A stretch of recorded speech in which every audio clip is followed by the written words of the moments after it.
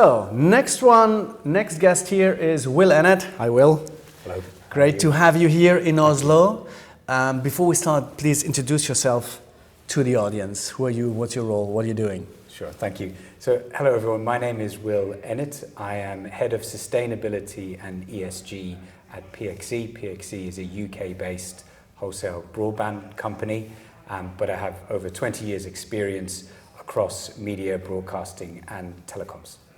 Nice. And it's your first time in Oslo for this conference, at least? Yes, it's my first time in Oslo, full stop. Ah, okay. So really enjoying a beautiful city and also just such a wonderful conference, great range of speakers, lots of different insights, and obviously all set in a beautiful venue. How come you're here?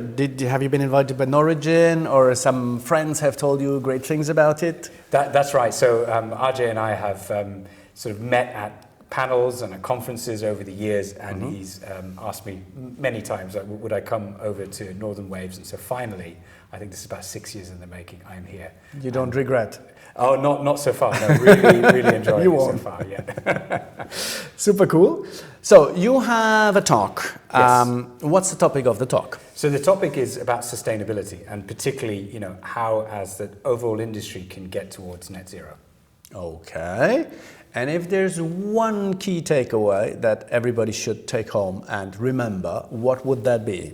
Yeah, so the core of the talk is about exponential change, right? So not tiny little things, but what are the big changes that we can do across the industry that's going to help us all get towards that, hopefully, much better position in the future, which is a low to no carbon based business. Okay, and give us a hint. What are those exponential changes? What I've talked about is both a number of what we can do, so things like adopting clean energy is really key, engaging your wider ecosystem, people often forget that, but your suppliers, your partners, your customers, and how we do that. And then also talk about how, because so often we talk with companies, there's great intentions, and then it falls by the wayside, particularly after a conference. You go back to the office next week and nothing happens. So again, I give a few tips as to where I've seen companies successfully integrate this into their employee workforce as well. Okay.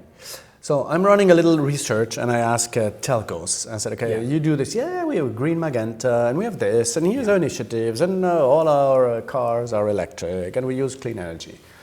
But then the one interesting question I ask is, okay, do you use that when you talk to your consumers, and does it change their buying decision? And the answer is no.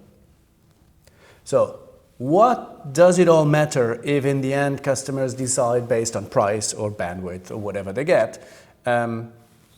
Is there something needs to happen in the mindsets of the consumers, or is it, where are we? Yeah, it's a great question. So the way I look at our business is, I would say there's three principal stakeholders or elements of the business who want us to drive change.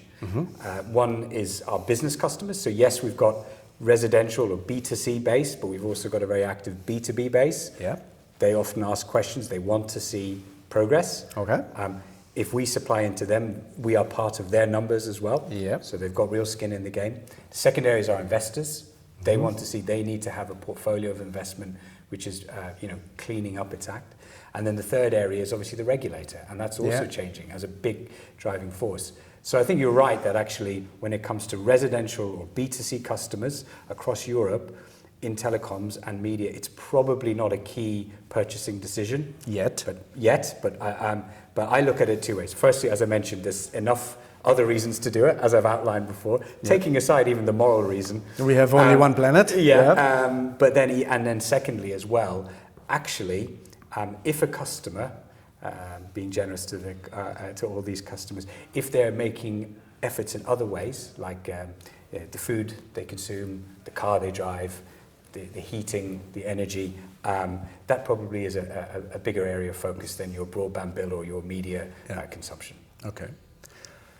So, my favorite question, if I were, this is not a commitment, if I were to give you $100 million, what would you do with it?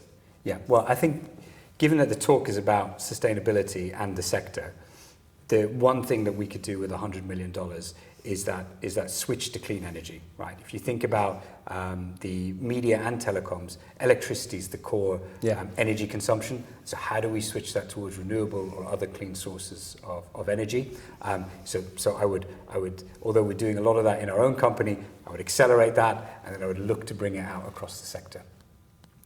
Does it take 100 million for that? Well, that's the question. It possibly doesn't, so we might have some change left over. Yeah. And I guess the good news as well is a lot of the stuff that we see having real dividends are actually not that costly, which is how do we engage with our suppliers and how do we make changes. I do think another aspect is about, ultimately when we are producing devices, so electronic equipment, TV, set-top boxes, routers, fire sticks, whatever the device might be, there is a cost to that as well. And so what can we do more to have a better system of reuse, repair, longer lifespans as well? Circular economy. Circular economy. So that, you never know, that might well end up eating up a lot of the 100 million.